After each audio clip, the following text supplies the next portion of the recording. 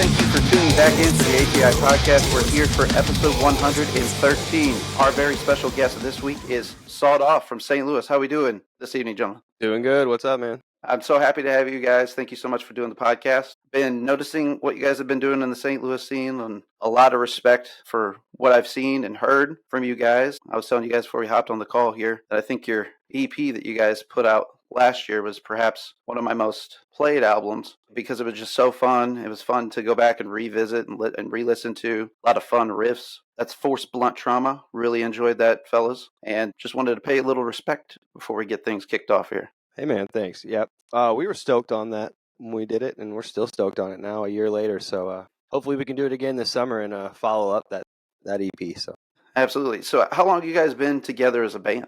It's kind of a weird answer. I guess we started playing together as this group of dudes, plus Max, a couple years ago. Yeah, 2020-ish pandemic band. I hear you. Yeah, we were kind of just like figuring out what to do because me and Cody were in another band together a long time ago. So we kind of just were knocking the dust off, trying to figure out like what we wanted to do, and had a bunch of old recycled riffs. So we figured get something going, and then it turned into SAWED Off like last year. We just decided we were like, these songs are fun, but like we were kind of wanting to do something else.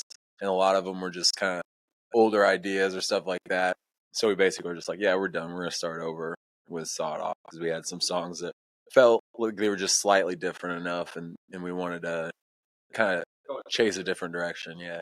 As far as the other project that you guys were before, what was that, if you don't mind me asking? it's called Fever Dream. What direction musically was that versus this? Like, what are the major changes? I guess it wasn't as death metal. I mean, it was still a metal thing, but we just wanted to be more, I guess, in a certain direction with SAWED Off. We had a different idea in mind and a different avenue for that band. Was there any particular like inspiration for the change or inspirations? No, I mean, we kept writing songs and we kept noticing him going a certain direction musically, and we kept like kind of fighting it, I guess, creatively, and we were like, hey, let's just it seems like we all want to do this, so let's just do like a kind of death metal heavy thing. So yeah, it just seems like that's what we all wanted to do and what we were all into, and just happened. I was going to say, do you feel like that might have been because of just kind of what your personal listening habits were? It was just kind of coming out that way. It's definitely that for sure. And it was also, I think, some of us like got in a little bit later and stuff, so this was kind of more of a all of us together, like, this is what we're doing. Gotcha. Kind of jumping in like, hey, you want to play in a, this felt like we knew each other enough to start something, I guess. Mm-hmm. Yeah, a little bit more of a collaborative spirit, it sounds like. For sure, yeah. So just kind of curiosity too, a little bit in your individual backgrounds, what are some, bands that brought you to music, and is that much different than where you sit today in your music fandom? No, I mean, I liked middle 2000s metalcore stuff. Sure. That was my intro to metal, and I don't know, I guess like Lamb of God and As I Lay Dying, those years. Yeah. It Dies Today, those bands got me into, I guess, and I've been doing it ever since, so yeah. Yeah, for me, like mid-high school is when I started getting into like Hatebreed and Lamb of God and stuff like that. So yeah, pretty much the same as Cody, and Suicide Silence and, stuff like that. Yeah, there's definitely a lot of like the Christian metalcore and stuff like that, but there's a lot of bands in that genre, like Impending Doom and stuff. It's also like, I've seen Cannibal Corpse like so many times in my life, and every time you see, that's the genre that like, anytime you see it live, I'm like, that's my favorite. And like, we always just talk about it. We were always playing, like, wouldn't this be sick if we did this? And we're like, also talking about how there's definitely death metal bands in St. Louis, but the lane avenue that we're going is like, we're like, we'd like to see that. So I think it was kind of like, let's be in a band that is stuff we just want to see. I think you guys have a little bit of, at least the lane of death metal that you guys are leaning, a little akin to artists that I gravitate toward, and some of these names will sound familiar because they've been former guests of ours, but bands like Severus or a band like Maul, like those bands that are doing it out there is kind of more akin to what you guys are doing as far as the death metal scene's concerned. And it's a lane myself specifically that I'm just extremely attracted to. I think it just kind of shows off the versatility of everybody, all the instrumentation as well, and it's with you guys and these bands that I'm talking about, it's fun. I know it sounds like a very simple way to describe it, but I don't know, it just strikes me right. Right on. We've played with Maul a couple of times. We're playing with them. They're the homies, so shout out Maul. Solid dudes. I think you guys are playing with them in June back at the Platypus, if memory serves me correct. Yeah, it's going to be us, Maul, Livid. Tint of the Chest was on it, but they had to drop. And then the following day, we're heading up to Minneapolis for CS Jam, which is a big fest up there with like Ingrown and Nice. Maul, a bunch of other super sick bands. Did you guys happen to catch Ingrown when they were in St. Louis back in October? Who was it? Obituary? They were with Harm's Way. Oh no, I didn't see that. So the Yeah. the year before, I saw him with Obituary actually. At Nice, Red that would have Flag. been sweet. So that was also sick. But Yeah, those fellas know how to get down. oh, dude, they rip. Super intense. What's the band's kind of goals going forward? I know you guys had the EP out last year. I would assume you guys have been working on some new material and probably are scratching to get that out there for folks to hear in the digital space, that is. Yeah, we're actually in the process of recording some songs right now. So we'll see what Okay. happens this summer. Hopefully try to throw another EP together, play some sick shows, and see what happens. Any particular places that you guys are recording with? Are you guys doing kind of the self-engineer thing? Or Yeah, how's that actually, our coming together? drummer Max, who's not here tonight, he recorded our last EP himself, and we're doing the same thing this time. How many songs are we looking at possibly here? Ooh, We got a handful. We're Still ironing that out? quality up on it. I hear you. yeah, we got a couple ideas up in the air. Cover or not, I don't know. We'll see. That sounds exciting as well. Also, I'm just kind of curious from you guys' individual backgrounds and things that you've been into the past. Like, I'm just kind of interested, like, what brought you to perhaps, like, what your role is present day in the band? Like, if you're the guitarist, did you get a guitar at a young age from, mom and dad, or maybe a relative was played and inspired you to do it, or maybe you saw a particular act or frontman and said, I want to be that person when I grow up? I got stuck doing vocals because I always do. No, I'm just kidding. I definitely enjoy playing instruments like a lot more and stuff like that. But like, I guess I'm the vocalist because I can. I hear you. It's hard to find a good vocalist, and you're a good one, though, too. So hats off Arn's to you. also a very good frontman live. Anybody who's seen him live can attest to this. He's got an awesome energy, so he's downplaying it a little bit, but The modesty. Look at him. a humble man. But he does rip live. My Absolutely. dad played guitar and played in bands and stuff, so I just picked it up from him naturally. I got into Blink super young, and that's when I was like, yeah, I think I want to play guitar. And then, yeah, just like pop punk and then into metal and all kinds of stuff. So just kind of found it. How about the training or learning your instruments aspect of it? Did you have any special mentors along the way or anything like that? Man, just playing in bands like we all did. The internet taught me. I've never had a guitar lesson myself personally. Wow. Internet helps for sure. Yeah, this was right when like Guitar World, Ultimate Guitar Tabs, that era. Oh, yeah. So that helped me. Well, gentlemen, what is a band that you guys would say perhaps would be kind of on your radar, looking to the future that would be really special for you guys to play with? Cannibal Corpse, like Deicide, like Obituary, like How Mount Rushmore bands. yeah, exactly. It's I think you just can't beat them. Like, so it's just like it would be cool to be a part of that. I think current popping off bands right now, maybe Torture is sick. Hell yeah. 200 Stab Wounds is sick. Yes. Those are the ones that come to mind to me. Probably what Martin said, Cannibal Corpse, Obituary. I'd add Zabulba to the list. Ingrown, yeah, we're playing with them, yeah. And, in the heavy music scene, everybody's got like their favorite festival or dream festival, I would say, or a festival that they'd like to maybe perhaps be on one day. What would be that kind of festival for each of you, would you say? Oh, dude, it's like a running joke in our band. I don't know why, but we always say walk in open air, dude. It just sounds like isn't just like the most epic. I don't know. It might be mid. It might be a mid fest. But we always say when we write like a riff, we're like, dude, that's a walk in open air riff, dude. It's like a running joke, but I have to say that one. I love it. Maybe Summer take it. Slaughter. That dropped today. What is perhaps like one of the best live performances that you guys have had in recent memory, from any venue, anywhere that you guys have played here in the last year or two? I think we played Platypus, honestly, not that long ago, and it was like a matinee show.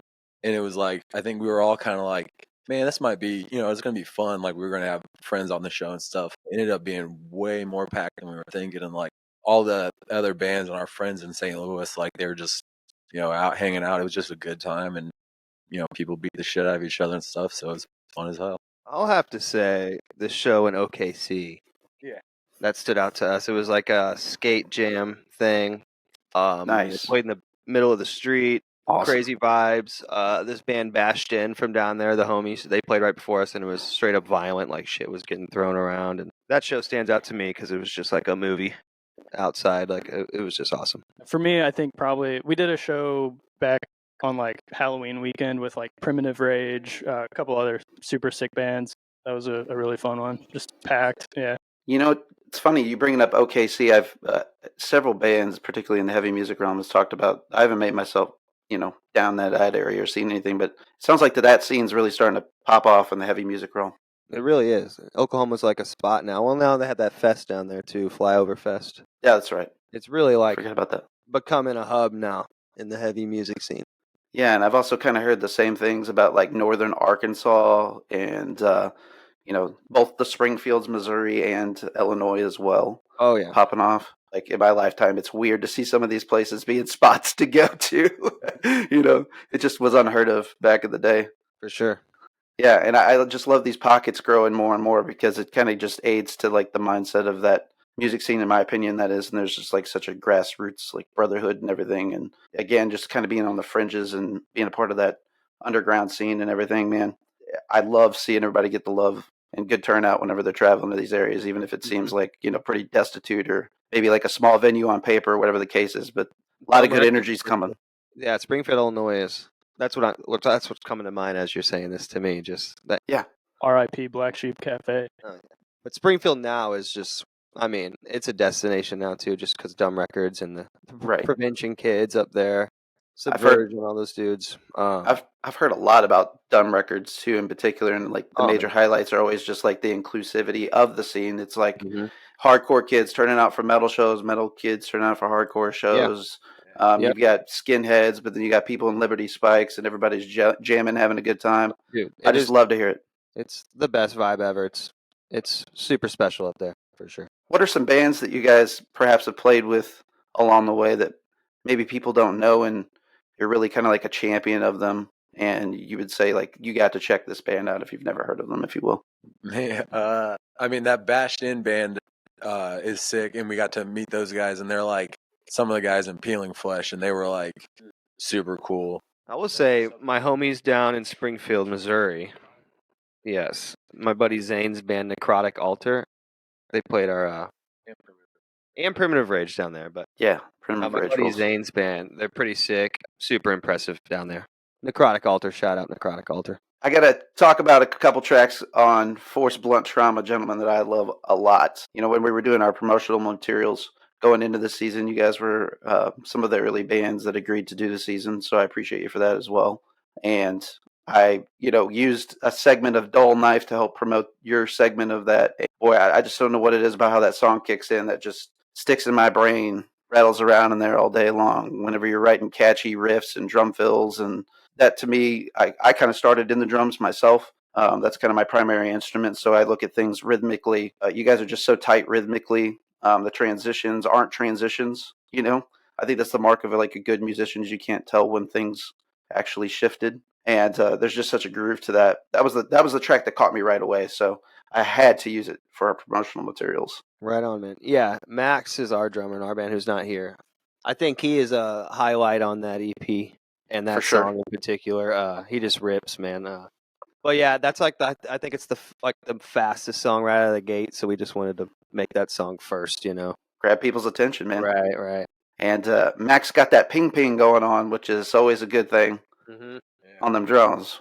They sound great. He recorded it too, so he was super particular. That's all his drums and all our amps on there, just real guitars and drum sounds. So nothing's like hell yeah.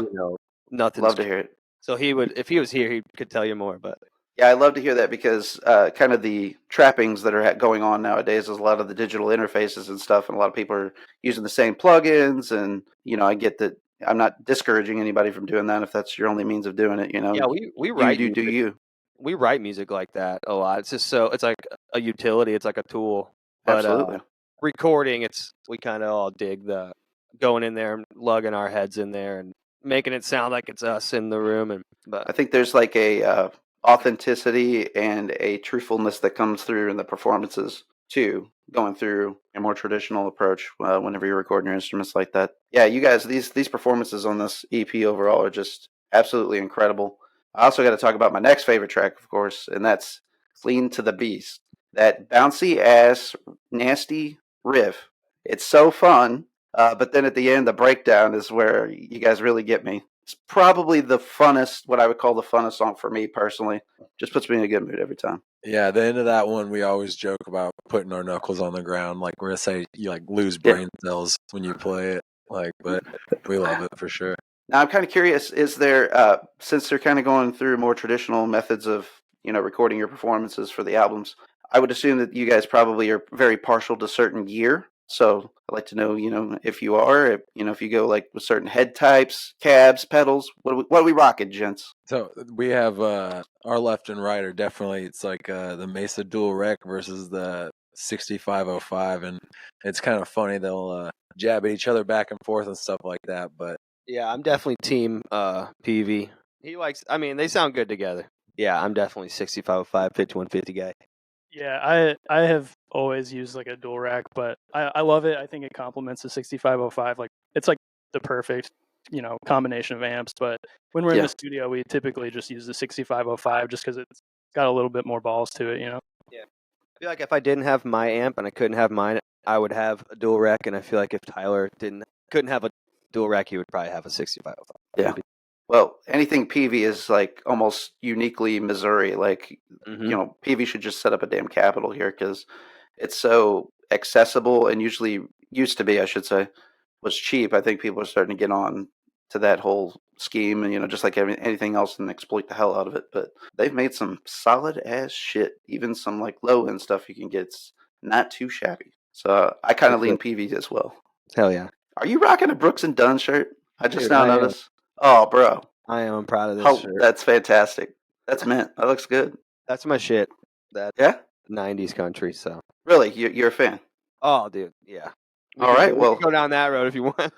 Yes, I do want to go down that road. So let's name some artists that you like. You into Aaron Tippin? Aaron Tippin, he's all right. My favorite from the 90s, Clint Black. I like Tracy Lawrence a lot. All right. I like the whiny, nasally, the better to me. Okay. I like the 90s pop country pretty much. You a Dwight Yoakam fan? Oh, yeah, I like Dwight Yoakam. For sure. Yeah, I like me some Dwight. Grew up on that shit, boys. Oh, so, that's what my parents listened to. It was popular. Jackson, of course. Vince Gill, of course. Oh, yeah, man. Household staple. He was an angel. Yep. Vince Gill, fun with fact. the Eagles, right? Well, yeah, when he purchased a guitar from Killer Vintage a couple years ago in St. Louis, it was like on Casey. I remember them saying that, so I was like, oh, shit. Right by Tyler's house, so. Badass. Shout out Vince Gill. Yeah, shots out. He needs it from us for sure. Yeah, he ain't doing nothing important anymore. He's only like with the Eagles now. I find out that you got love for 90s country. What other kind of music we like, fellas? Let's hear from each of you. Maybe something we wouldn't suspect. Max is like has done music his whole life, and so he is all over the board. Like, he's in another band called Lobby Boxer. It's like more math rock, and it's awesome and stuff like that. I mean, I think all of us, because of our age, like, Blink-182 and stuff like that was real important for us. But I legitimately like every type of music until I am not in the mood for it, and then I don't like it. I hear that. So, depending on the mood, I'm very open. I think 99% of the time, if I'm getting in the car, it's probably a country song. Honestly, really. And then if not, probably some death metal shit. It's like one or the other. That's it. I don't listen to much hip hop, pop, or anything. It's usually just country or death metal. Okay. Yeah, I'm kind of all over the place. I kind of go in phases, like, super heavy and like death metal or hardcore, and then I'll get on like a hip hop train, and then pop punk and new metal, like, the shit that you come up on as a kid. Still listen to all that stuff. Yeah, like in the seasons, like sometimes when like winter gets there, I'm like, all right, it's black metal season. And, have like a crash course and just like hit a bunch of albums you didn't listen to during the summer because you're like, oh, it's the windows down. Let's listen to Red Hot Chili Peppers or something, Yeah. Yeah, I feel like I go to like black metal and then like use either like sludge and or like slowcore in the wintertime. I'm kind of like that. I'm a little seasonal with my listens. The Yeah. summer, I want to listen to some fucking Tom Petty, 4th of July, Born in the USA and Freebird, Constant. Just like to mix it up. And I grew up on like 90s gangster rap and shit, so that was heavy in the rotation, as well as shit like Boys to Men, Jodeci. Sure. And then the parents were listening to 90s country. So, and then I was like a big hair metal fan, and Sabbath and Led Zeppelin were like gods in my house. So, Yeah. had everything going on, man, over here as well. We always talk about like what our dads were into. Like my dad loved Rush, his dad loved Guns N' Roses. It's just like, yeah, any of that stuff, we're like about it. What's some artists right now that's heavy in your guys' individual rotations? Let's hear it. What are we spinning currently pretty hard? 2 out of the 3 Gate Creeper singles I've been ripping like every day. Yeah. The new ones are pretty fucking badass. And probably that Jarhead Fertilizer. Oh, yeah. Good shit. That shit is nuts. That's Very probably good. the 2 heavier bands I've been listening to. Yeah, there's this band, Tomb Sentinel. They're on Magnet. Yeah. They just put out an EP, I guess, earlier this year. I've been listening to that a lot. Super heavy. It's fucking good. I've actually listened to the Alluvial EP a pretty good amount, and then that Vitriol album I've definitely hit a few times. Now, honestly, I really Mouth for War, their new album is sick. Shout out those dudes. Probably within the last year, I got to shout out Pain of Truth record. Yeah. I've listened to that a bunch too. So hell yeah, no skips. Every song's got a feature on it, and man, it's sick, dude. It's awesome. I love it. The Seinfeld sound bites. Yeah. Let's go. What buildings where these people are from? Yeah, me and buddies went record shopping one day. Just spent the whole day just like drinking beers, getting stoned, buying records. We ended the day by doing like a little record spinning party, and everybody's throwing on records randomly. And one of the guys had recently gotten the Pain of Truth album, and we threw that on the turntable. Dudes like moshing in the basement. It's just, we just went off. It just hit the spot. That's a great album for sure. Instant classic. I agree. What is present day like favorite artists, or maybe a few? Like every time they're going to put out a single, every time they're going to put out an album, you're going to listen to absolutely everything this artist does. Who is somebody that you guys like live and die by? I was going to say Kanye, but I can't anymore. Yeah. Kanye Redacted. Yeah. Kanye Redacted. I like it. And I really like 200 Stab Wounds and this new wave of stuff. So if it's like them or Gate Creeper or Creeping Death or any of those kind of bands, I kind of stay up with all them kind of bands too. Sanguisugabog. God. Yeah. We all like them a bunch too. So fun as hell too. Yeah, I think those are good answers. Yeah, I keep going back to that Sanguisugabog album, Homicidal Ecstasy from last year. Oh my God, man.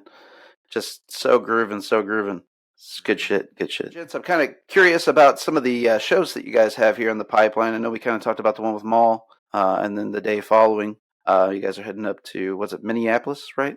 Mm-hmm. Yeah. I'm sure you guys got something going on between now and then. Mostly been writing, like a lot of us are in other bands and stuff like that, so some of us are doing other stuff, and it's kind of been, just been doing a lot of writing this summer as opposed to playing some shows. Out.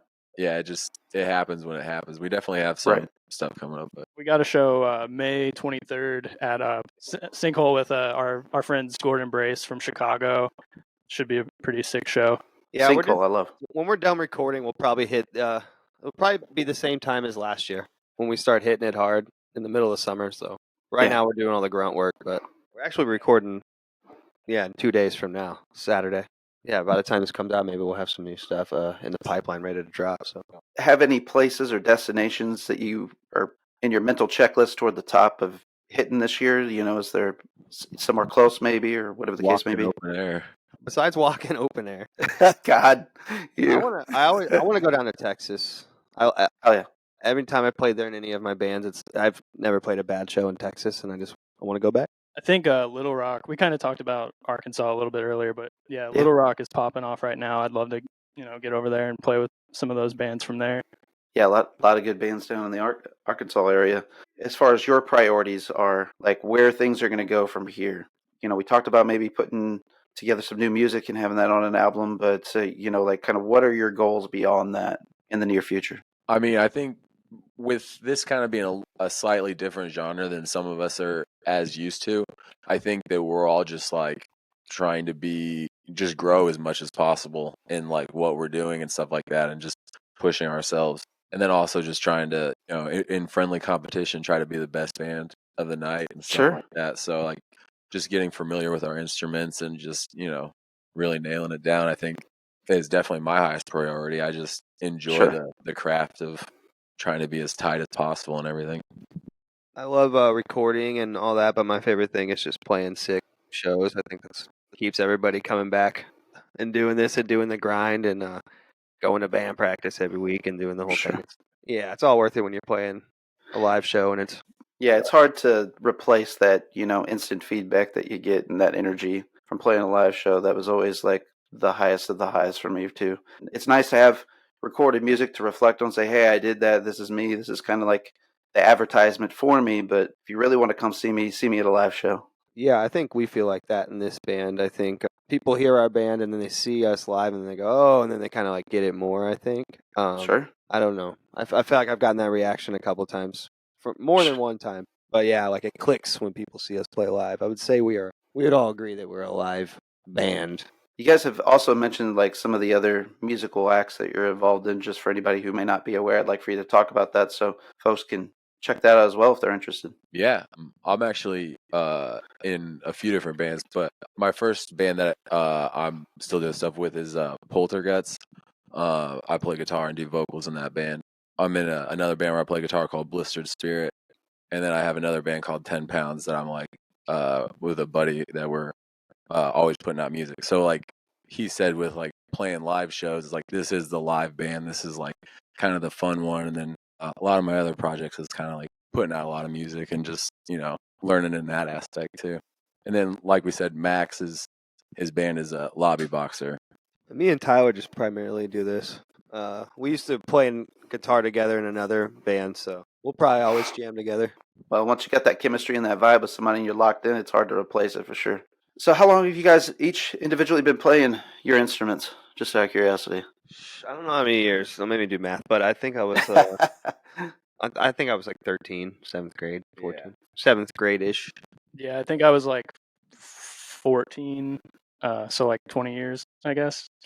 That is wild when you say that, but yeah, probably 20 fucking years. I don't know if this is, if you guys can't reveal this, that's fine or whatever, but has there been any flirtations with labels, or are there labels in your sites that you think would be like maybe be really sick to be on?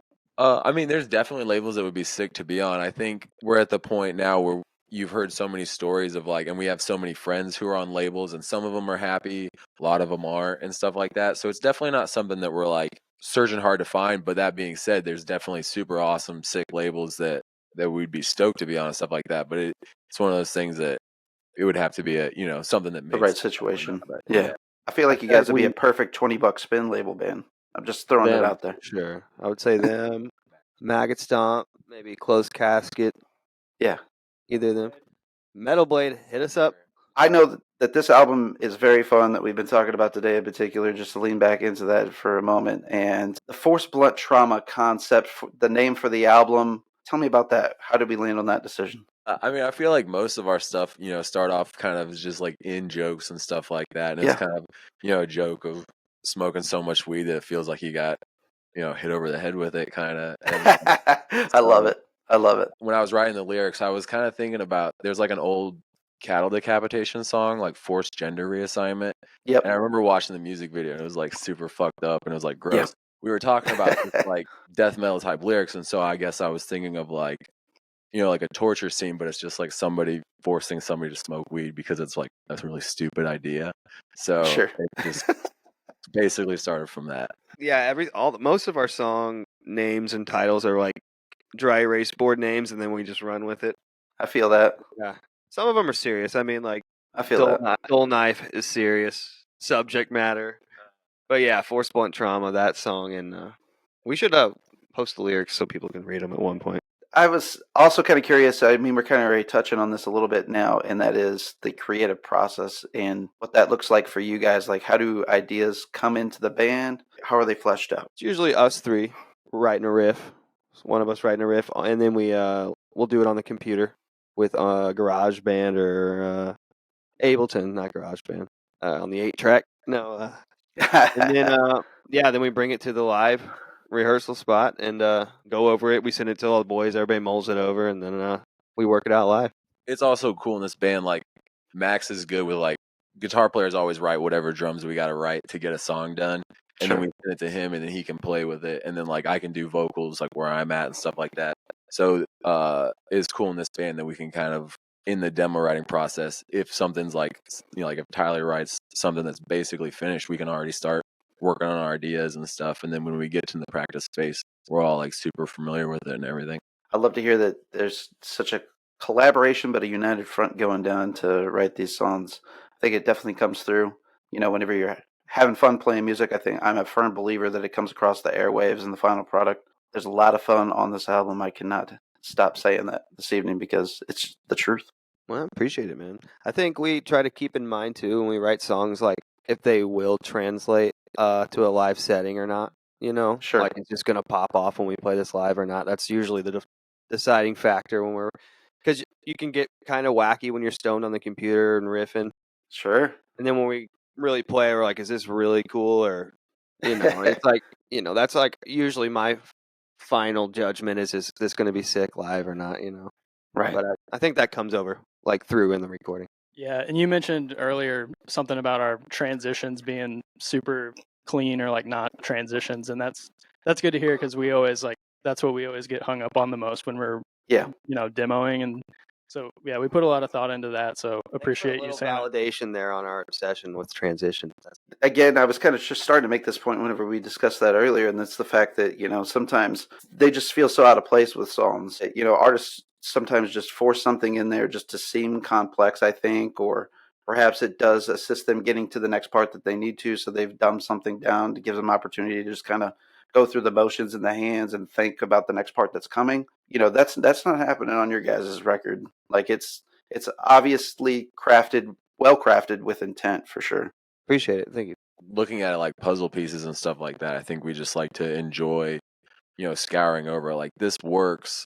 Does this work better? And like we're not afraid to kind of like throw a whole part out to like chase an idea for a little bit or stuff like that. Whenever you guys laid out the EP as well, I'm sure that there was some like intention behind crafting the orders of the tracks. I mean, kind of duh when it comes to an intro, if you will, but I just feel like the way that it goes back and forth rhythmically, especially with like tempos and stuff, it kind of goes back to what you were saying earlier, is you try to think of whenever you write something, if this is going to pop off live.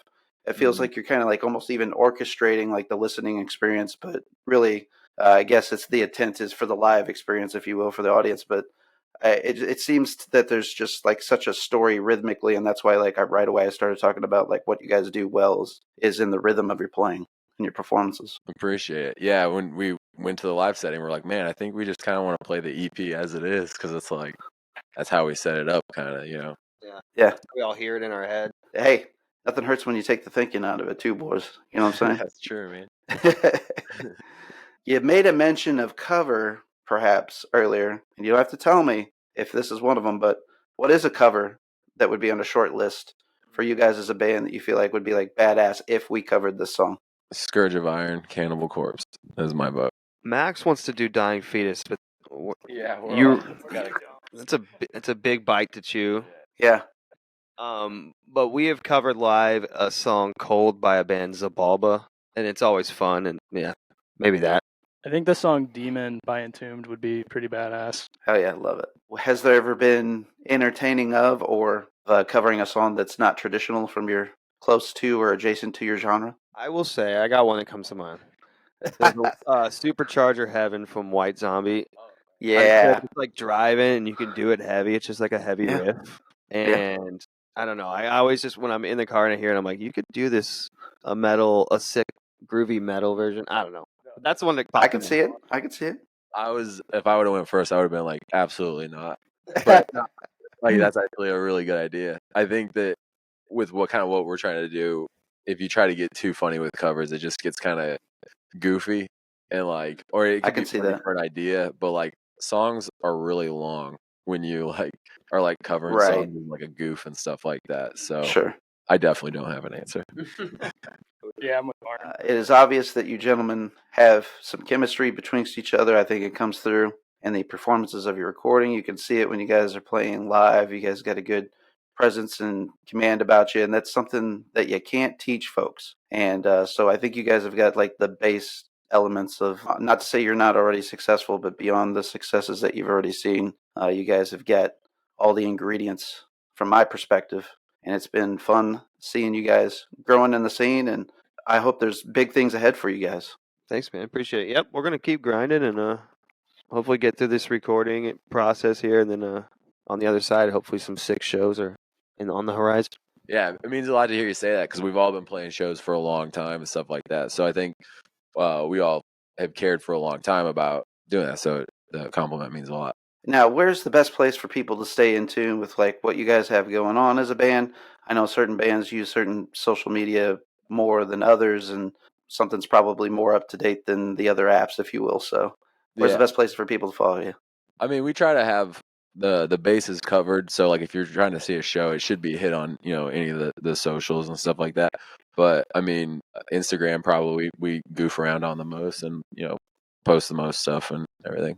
So we will have all the links to catch these gentlemen, follow them on social media, and the episode details on the on-demand version. So folks, feel free to check that out. If you're listening to the audio, of course, be safe and pull over before you start following. And you can just hit those episode details and hit the jump to their social media, as well as Spotify. I always tell folks, Spotify is the commercial for a band. If you like a band, please go to Bandcamp, their websites, big cartel shops, whoever the artist is, buy something. Sticker, hat, t-shirt, vinyl, cassette tape, whatever they got. This is how we support artists. Go catch them at a live show. Catch Sawed Off at a live show. Hell yeah. Gentlemen, it's been such a pleasure to get to know you. Thank you so much for doing the podcast. Dude, thanks so much, man. I had a lot of fun. Thanks for having us. Good time. Yeah, absolutely. Just one last question for you on the way out. Favorite breakdown all time? Let's hear it. I gotta say, Laid to Rest, Lamb of God. I've never heard said who gives a fuck and not wanted to fight somebody. Hell yeah. I don't know if I can answer it super well, but I really like the end breakdown for that Machine Head song. Davidian is sick, but I also feel like that might be Beneath the Massacre has like some breakdowns on some of their like earlier albums that I think the contrast is super sick, but I can't think of exact ones. But Just off the top of my head, Zabulba, Cold. We've covered it a couple times, and I've been wanting to cover that song for like over 10 years now, so I just love playing it and listening to it. I'm surprised you didn't say something about Hatebreed, because they were one of the first bands you mentioned when I asked you about bands you listened to in the past. I was kind of sitting and waiting for that answer.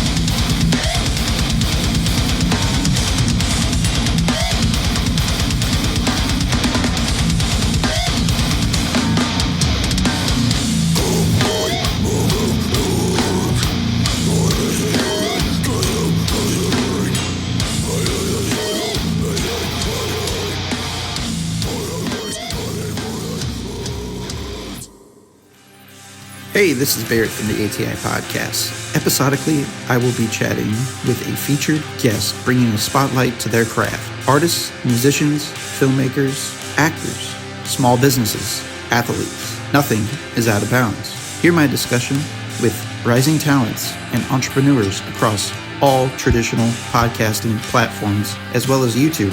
Like what you hear? Be sure to subscribe to the podcast channel of your choice, whether that's Spotify, Apple Podcasts, Amazon Music, and more. Just click the subscribe button and leave us a 5-star rating. Also, subscribe to us on YouTube, where you can get full video episodes of the ATI Podcast and see our guests in their work. Stay in touch with our ongoings, events, and guest lists across all major social media outlets: Instagram, Facebook, TikTok, X. Just search the ATI Podcast. We would like to thank you all for your continued support, and as always, stay safe out there.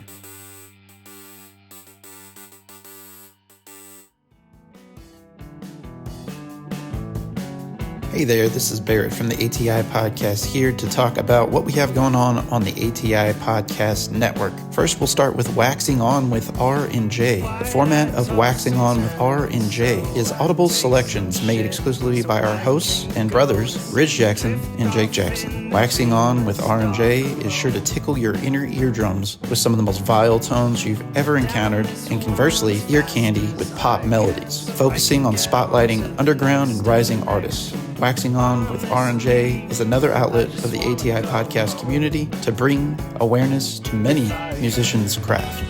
Also found on the ATI Podcast Network, Nod Narb's Closet, hosted by Brandon Stewart of Edos Inn. Nod Narb's Closet is a wing of the ATI podcast programming that delves into the world of role-play games, miniature painting, diorama making, occasional pro wrestling match watch-alongs, providing commentary with a dash of jocularity and satire, and much, much more. Of course, leading the pack is the ATI Podcast. On the ATI Podcast, we episodically invite guests onto our show to spotlight their talents, whether that's musicians, filmmakers, artists, actors, businesses, even athletes. Nothing is off the table. The focus of the ATI Podcast and its collective creative arms, whether that's Waxing On with R&J or Nod Narb's Closet, is to bring awareness and focus to people's talents. Be sure to follow us across all traditional podcasting platforms, and for the full experience, subscribe to our YouTube channel. Just search the ATI Podcast. Stay safe out there.